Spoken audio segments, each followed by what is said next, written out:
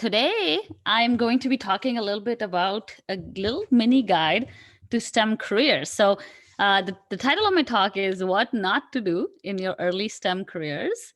And of course, as Nehemiah said, my name is Prasha Sarwate. Dutra is my married names, which I haven't changed yet. And then also I am the founder and host of Her STEM Story. So before we get started and I tell you all about me and all about all the tips and tricks I want to share with you, I want to tell you why I chose this name. What not to do, not what to do, because a lot of people in these 3 days are going to tell you a lot of things that you should do. And in some way, I'm going to tell you that as well. But the reason I said not to do is, let's do a quick exercise. If you're listening live, and even if you're listening afterwards, I'm going to give you a sentence. Do not think about an elephant. Chances are you all thought about an elephant because that's just how our brains work.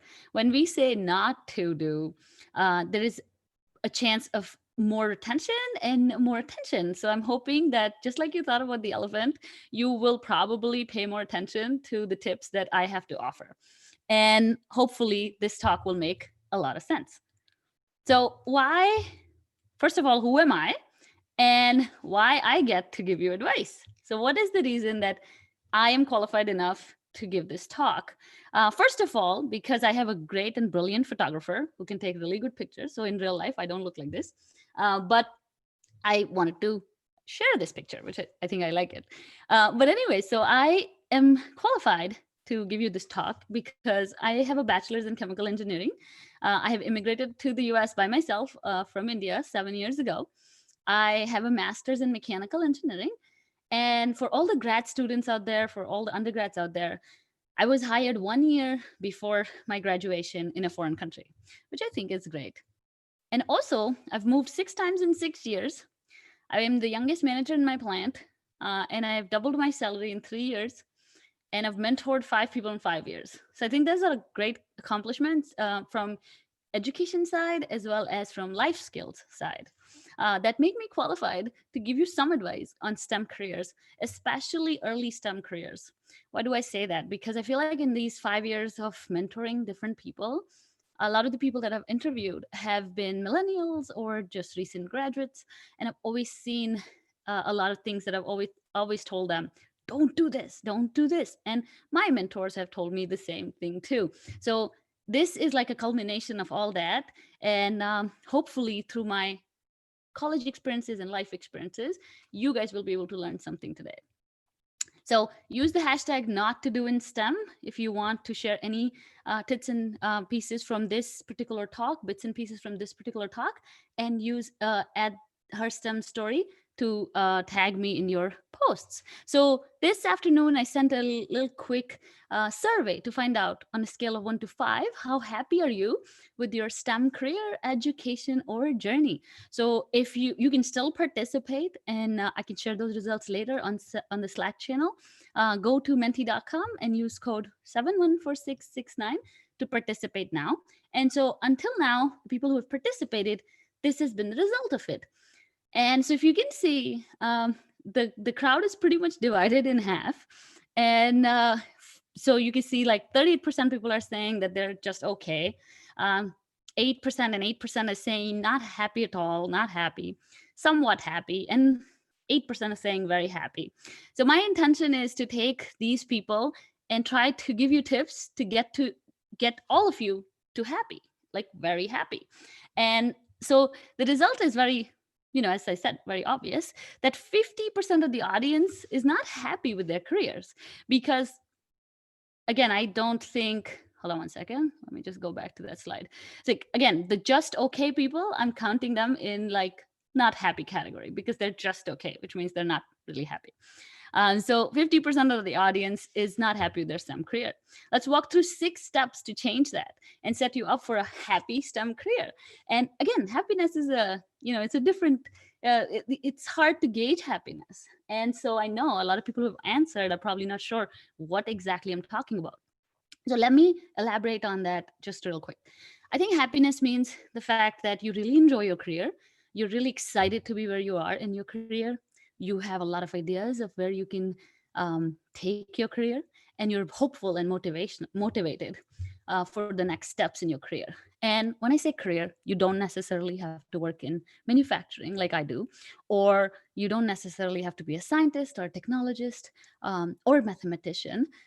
You can be in any place in your STEM journey and feel like there has to be more to it. And I feel like a lot of people who are attending, and a lot of people that, me, Nehemiah, all of us come across, are looking for that happiness, which again is hard to define. It can be, for some people it can be money, for some people it can be promotions, for some people it could be a side hustle. So we're going to cover a few of those things and hopefully help you become more happy in wherever you are in your STEM journey. So first of all, because I heard there are a lot of STEM graduates here and some people who are undergrad and graduate school, I want to talk about, why do we have this low happiness number, if you will, especially in the early career stage. And this is what I have learned from mentoring a lot of fresh graduates. Um, and this is a pro tip for recent grads. So new graduates that just come out of college are kind of caught into this loop of learn, do, get results, because that's how you are taught in college. So you learn something, you do it, you get results, you get a reward, and you go back to learning in the next semester. The employers, however, want you to do, learn it. Um, I have a spelling mistake here, but iterate and get results. So what the employers are wanting to do is they're not going to sit there and teach you things. They want you to do things and learn things, and then find your own way to the results. And the results are not always a A plus or a B plus or a C plus. The results are just results. They sometimes they work, sometimes they don't work. So this is very important to remember, that don't wait for people to teach you. And I see this all the time with recent graduates. They're waiting to learn everything, or can I get more books or courses? And it's like, no, just go get your hands dirty and do the things to learn new things. And it's very, very important to remember this here, because if you're a recent graduate and you feel like you're unhappy because you're not, you're not learning a lot, it's also a good place to ask yourself, are you doing a lot? Because by doing, you're going to learn more. So again, hashtag not to do in STEM. You can tag me. So number one, so we're going to we're going to talk about 6 things that you shouldn't do. So number one is, don't expect every day to be a challenge. Ooh, why do I say that? Everything should be a challenge and everything should be so exciting. The reality is that everything is not always a challenge, especially when you are in a 9 to 5 STEM career. And that's a good thing. That's a good thing, because when it's not always challenging, it means you have some time to save energy, to think out of the box, to be creative, to be present for your family when you go home. So I see a lot of grad school recent grads that come to work, and they are like, I'm so bored, like there's nothing to do every day. Yeah, every day is not going to be like the biggest day ever. Like, work doesn't work like that. So it's very, very important to realize that there'll be some boredom when you first get started. And this happens a lot of times, even in mid-career transitions or mid-careers, where people are thinking, why is it not as challenging as I'd expected it to be? So the good thing about it not being challenging every day is that you have that breathing time where you might be able to come up with a new idea, where you might be able to do some self-reflection, and you might be able to find out exactly what you want to do. Your job, research, projects will always have a zigzag curve. And so what I'm trying to say is, even if you're in the perfect job, there'll be days that you won't be completely challenged or completely like, oh my God, this is like the best day ever. It's always going to be a zigzag up and down, and get used to it. A lot of us don't get used to it and feel like we should always be on our top game and A game, and we should always be like super, super challenged. The good thing about this is that this will save you burnout when you accept that, and when you take that time whenever you have it. And this can differ by industry too. This can differ by your role as well. But if you have those downtimes, especially when you're starting new, it's a great thing. Because think about this: when I first started, the 7 years I spent in college, I was just going from one class to another, semester to semester, degree to degree. when I first started, I had some breathing time and it was really good for me. I was able to do a few things that I had forgotten about myself, or, just have a little bit of a social life, or, do different things that I had never done before. So I feel like for recent graduates, this is really important. Don't expect every day to be like the best day ever.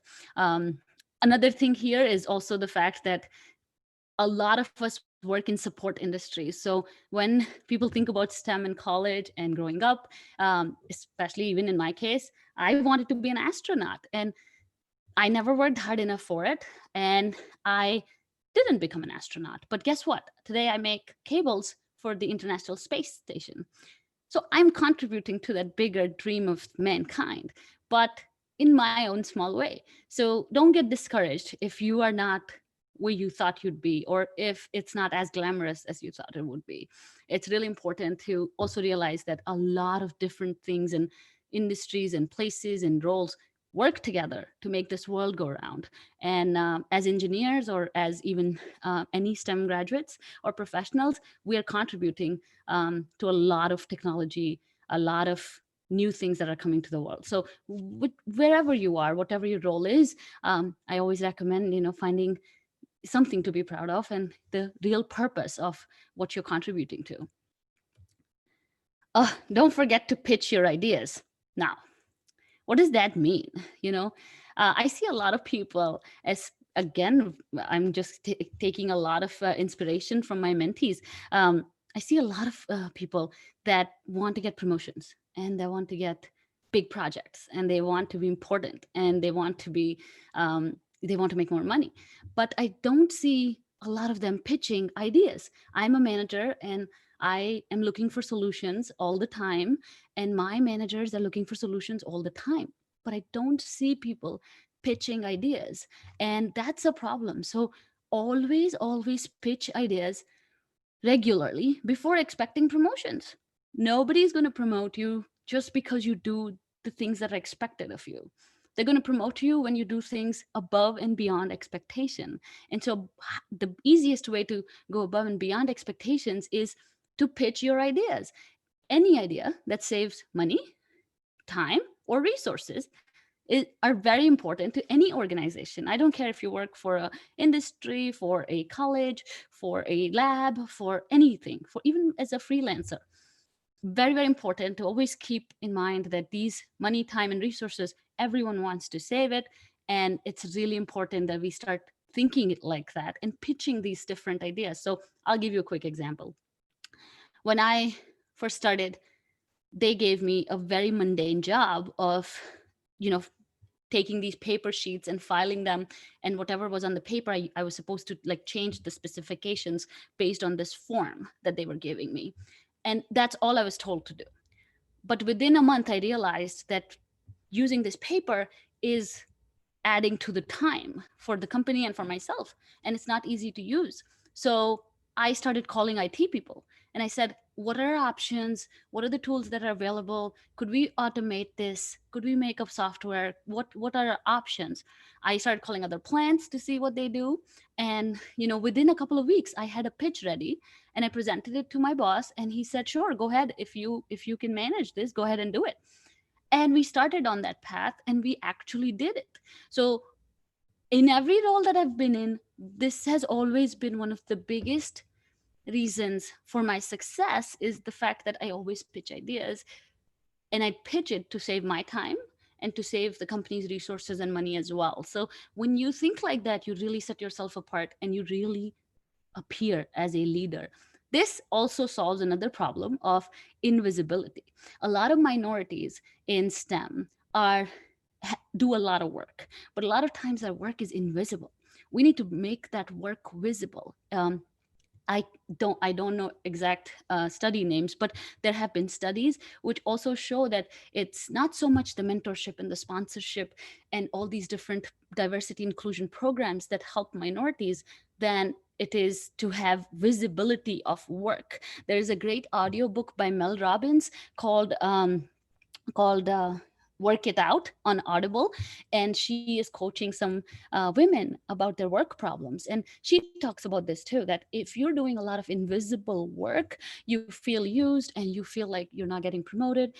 When you start pitching your ideas, it brings you to the forefront, and what it does for you is makes your work very visible. It makes you visible, and it always, for me, it has worked really, really well. What I want you to do with this pitching thing is, for sure, and I say this a lot, especially for minorities and women, for sure, is that make sure you are the one who set up a meeting, call the team members. When you lead meetings, you control the meeting. So you set up the meeting, call these people, call people who are above you, call your peers, and pitch the idea like you would to a pitching competition. Like, this is why we're doing it, this is what we're doing, and this is what we expect as a result. So make sure that you take this pitching very seriously. Don't take it, like, oh, this is just a simple pitch, I don't care. You have to remember that every time you do this, you're selling yourself. Don't be impatient. Why do I say that? I feel like a lot of young people are like not patient. And so it's really important to start becoming patient with everything that you're doing, with places that you're putting your energy and resources in. So a little patience goes a long way. So be patient with your results, be patient with your actions, be persistent with your actions, and be confident of yourself. Really, when you're patient with the results and persistent in action, you're going to be confident. There's no other way. You'll be very confident, and you'll be able to get really good results. You have to be patient. And again, this is something that there is no like rule book for it. It just comes with practice. So practice patience. So great example. A lot of times people do strategies, and the strategies are very short term. They don't think really long, especially when you're a new graduate. You don't have the perception of time. So how do you build that perception of time? Is by starting thinking about 6 months and a year and 2 years and 5 years. But you got to start thinking 2-3 years, 2-3 months out. Don't just think what's going to happen today and how you can get a result today. Don't think like, oh, I'm going to get promoted like tomorrow. No, that's not how it works. You're going to get promoted in 3 months, 6 months, or a year. And you got to plan it out like that. Very important. Don't underestimate networking. I know a lot of people have talked about that. A lot of people talked about that in the conference that we held. A lot of people talk about networking, but there is a very interesting way of networking at work. So let's catch up is a very powerful phrase. You can use your phone, or you can use your computer, which is email or Skype. So there are a few ways to network at work. I love calling people, and it's an old school way of just sending someone a message and saying, hey, let's catch up, do you have a couple of minutes? It's not your traditional networking like going to events all the time. It's not your traditional networking of connecting with on LinkedIn with your peers. This is pure old school networking, where you're reaching out to your higher ups, building those relationships via phone calls or emails. You're doing that with your peers. I do this all the time. I have met a few people as I have traveled with my job. Once in a blue moon, I send them a life update through email. I give them a call. How's it going? What's up? Spend 15-20 minutes. Oh, I'm thinking about doing this next. This is a big project at our plant. These kind of things really, really help. There's so much power in this old school networking, and very few people do it. Very few people. And I promise you, because I have really tested it myself, I'm in touch with a lot of vice presidents. I'm in touch with a lot of higher ups that I have come across. I have not worked directly with a lot of them, but I take the time to send them Merry Christmas, or, oh, I saw your name on the company blog. And I do it out of authenticity. All networking should always be authentic. You should always be real. And it's really, really important to be honest and to be yourself when you're talking to these people. There's nothing, it's not like I'm going to call a VP because I need a promotion. No, I'm going to call a VP because I want to know how they got there. I want to know how they become vice president. I want to hear from people and their stories. It really is something that I'm very passionate about. So start doing that kind of networking. Even networking on when you go get a coffee, that's a great place to network with your peers. You could talk about just a project, your interests. Very, very simple. A very quick tip here: if you use this phrase called "let's catch up," you can set up a 15-minute meeting with anyone in your organization. Say, just let's catch up, and I promise you 90% of the time they're going to accept it, if they have met you or if they know you, even if they know you a little bit. And let's catch up means you could call and say, hey, I'm feeling stuck in my current role. Do you have any advice for me? Like, I don't want to move jobs. I am looking 1 year out. You have any advice for me? People love giving advice. People love it. It makes them feel so special. It makes them feel wanted. And it will be helpful for you because they might know something that you don't know. And a lot of times this opens a lot of opportunities. So think about this kind of networking, because this is right at your fingertips, and you can start doing it right away. So don't underestimate networking and old school networking. Don't forget your team. So if you're working in any STEM career, you're never alone. Never. You're always surrounded by lots and lots of people. There are lots of different teams that come together to make STEM possible. So whether you know it or not, you're working in a team. That's a given. There is no two ways to it. You may not know it, but there are a lot of people that get affected by things you do. Include them in short brainstorm sessions, and learn to foster this diversity and inclusion principle in your problem solving. Because when you have diverse people that feel included, you're going to get to solutions faster. One thing I do all the time at work, I used to have a teammate who wasn't directly in my team, but we used to do a lot of projects together.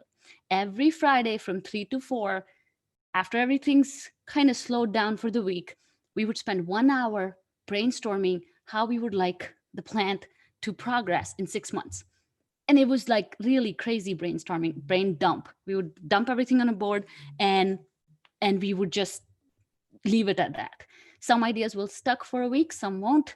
And by doing that, we actually digitalize an entire set of work practices at work. Like, this was a huge project, but it only came about because we did these brainstorming sessions. So find someone that you don't work with a lot, or find someone that you want to build a relationship with. Another great way to network, right? And do these short brainstorm sessions. Just think about diverse people. Another thing I do, I have some monthly meetings for my department. I include people that may not have anything to do with it. And I would say, hey, I request you to join us for just 15 minutes. We would love to see your input.